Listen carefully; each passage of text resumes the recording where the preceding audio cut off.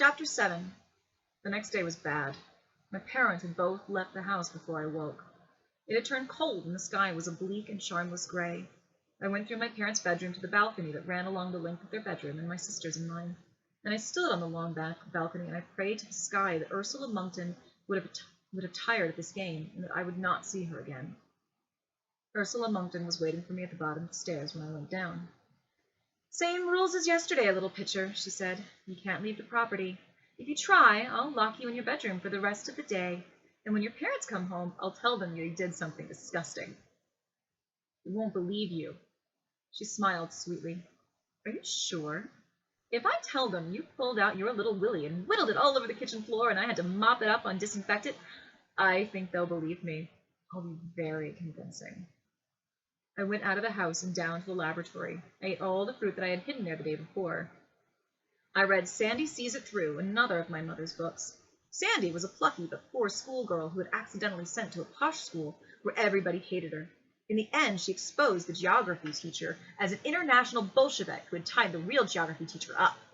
The climax was in the school assembly when Sandy bravely got up and made a speech which began, "I know I should not have been sent here, but it was only an error in paperwork that sent me here, and sent Sandy spelled with a Y to the town grammar school.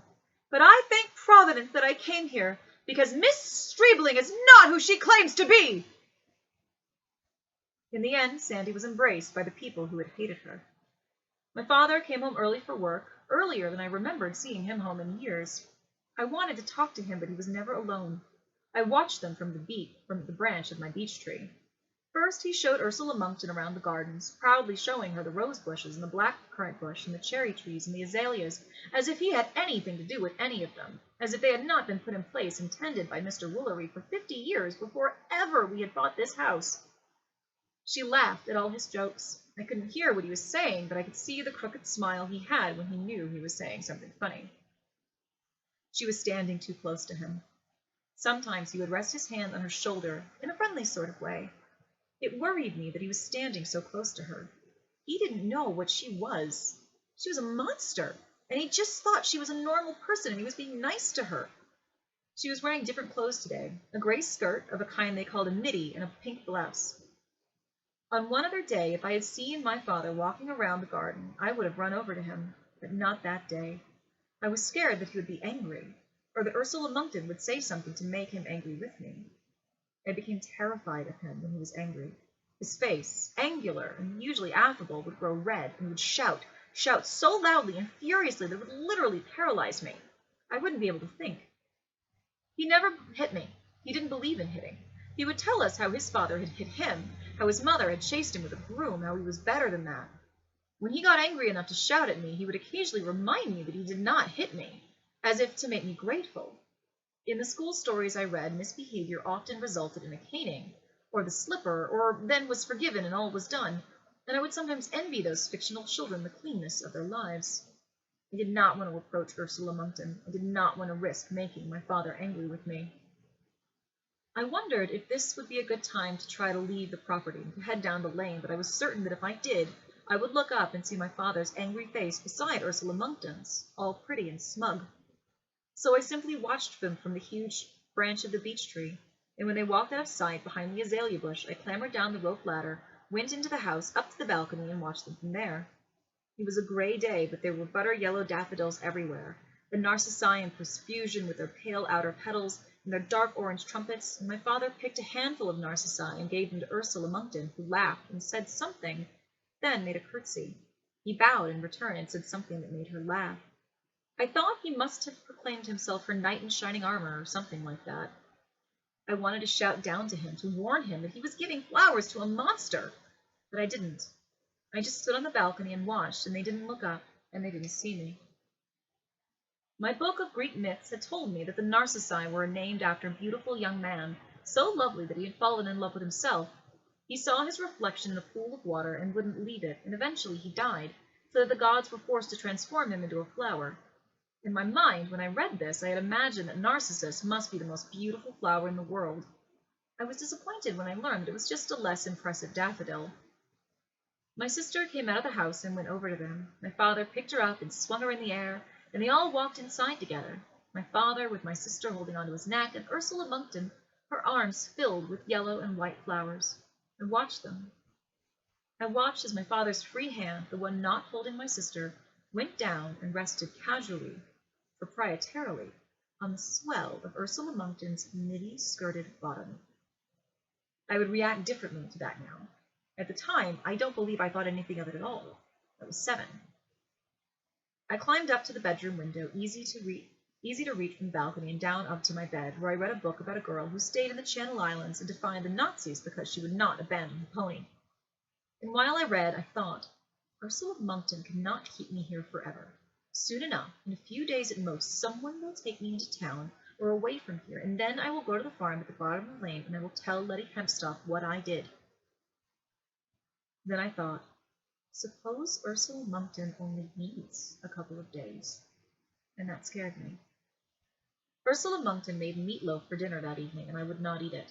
I was determined not to eat anything she made or cooked or touched. My father was not amused. I don't want it, I told him. I'm not hungry. It was Wednesday, and my mother was attending her meeting to raise money so that people in Africa who needed water could drill wells in the village hall of the next village down the road.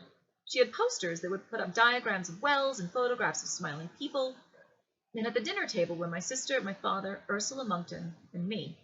It's good for you, and it's tasty, said my father, and we do not waste food in this house. I said I wasn't hungry. I'd lied. I was so hungry it hurt.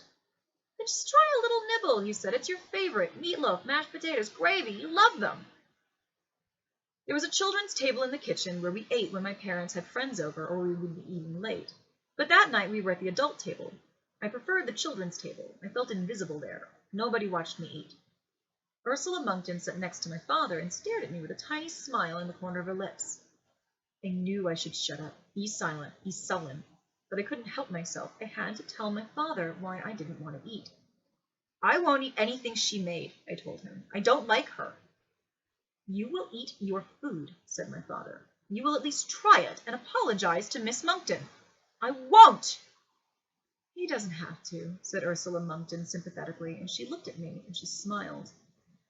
I don't think that either of the other 2 people at the table noticed that she was smiling with amusement, or that there was nothing sympathetic in her expression or her smile, or her rotting cloth eyes.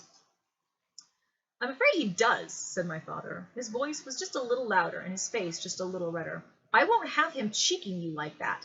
Then to me, give me one good reason, just one good reason why you won't apologize and why you won't eat the lovely food that Ursula prepared for us. I didn't lie well. I told him. Because she's not human, I said. She's a monster. What had the Hempstocks called her kind of thing? She's a flea! My father's cheeks were burning red now, and his lips were thin. Outside, into the hall, this minute. My heart sank inside me. I climbed down from the stool and followed him out into the corridor. It was dark in the hallway. The only light came from the kitchen, a sheet of clear glass above the door, and he looked down on me.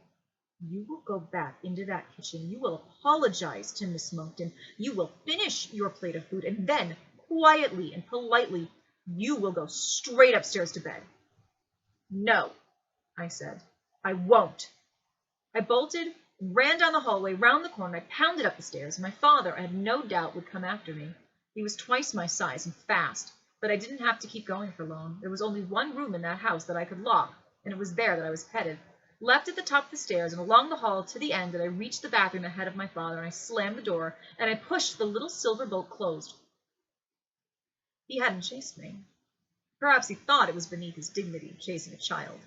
But in a few moments I heard his fist slam and his voice say, "Open this door!" I didn't say anything. I sat on the plush toilet seat cover, and I hated him almost as much as I hated Ursula Monkton. The door banged again, harder this time. "If you don't open this door," he said, loud enough to make sure I heard it through the door, "I'm breaking it down!" Could he do that? I didn't know. The door was locked. Locked doors stopped people coming in. A locked door meant that you were in there, and when people wanted to come into the bathroom, they would jiggle the door, and it wouldn't open, and they would say, "Sorry!" or shout, "Are you going to be long?" The door exploded inward.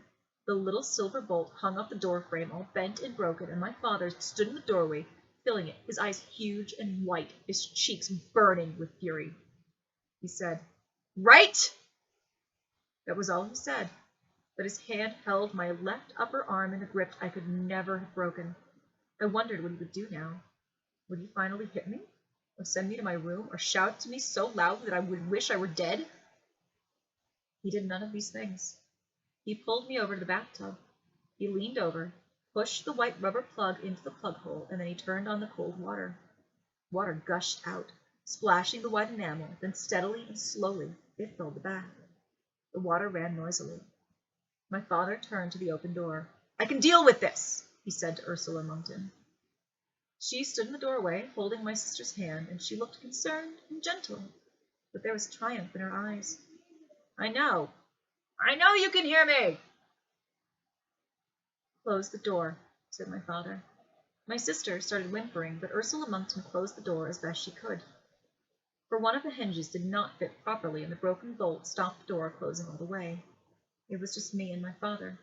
His cheeks had gone from red to white, and his lips were pressed together. I didn't know what he was going to do or why he was running the bath, but I was scared. So scared. "I'll apologize," I told him. I'll say sorry. I didn't mean what I said. She's not a monster. She's pretty." He didn't say anything in response. The bath was full, and he turned the cold tap off. Then, swiftly, he picked me up. He put his huge hands under my armpits, swung me up with ease so I felt like I weighed nothing at all. And I looked at him with an intent expression on his face. He had taken off his jacket before he had come upstairs. He was wearing a light blue shirt and a maroon paisley tie. He pulled off his watch on his expandable strap, dropped it onto the window ledge. Then I realized what he was going to do, and I kicked out and I flailed at him, neither of which actions had any effect of any kind as he plunged me down into the cold water. I was horrified, but it was initially the horror of something happening against the established orders of things. I was fully dressed. That was wrong. I had my sandals on. That was wrong. The bathwater was cold and so wrong. And that was what I thought initially as he pushed me into the water, and then he pushed further, pushing my head and shoulders beneath the chilly water, and the horror changed its nature. And I thought, I'm going to die. And thinking that, I was determined to live. I flailed with my hands, trying to find something to hold on to, but there was nothing to grab, only the slippery sides of the bath that I bathed in for the last 2 years. I had read many books in that bath. It was one of my safe places, and now I had no doubt I was going to die there. I opened my eyes beneath the water, and I saw it dangling there, in front of my face, my chance for life, and I clutched it with both hands. My father's tie. I held it tightly, pulled myself up as he pushed me down, gripping it for life itself, pulling my face up and out of the frigid water, and holding onto his tie so tightly that he could no longer push my head and shoulders back into the bathtub without going in himself. My face was now out of the water, and I clamped my teeth onto his tie just below the knot. We struggled, I soaked, took small pleasure in the knowledge that he was soaked as well, his blue shirt clinging to his huge form. And now he pushed me down again, but fear of death gives us strength. My hands and my teeth were clamped on his tie, and he couldn't break my grip with them without hitting me. And my father did not hit me. He straightened up, and I was pulled up with him, soaked and sputtering, and angry and crying and scared, and I let go of his tie with my teeth, and I still held on with my hands.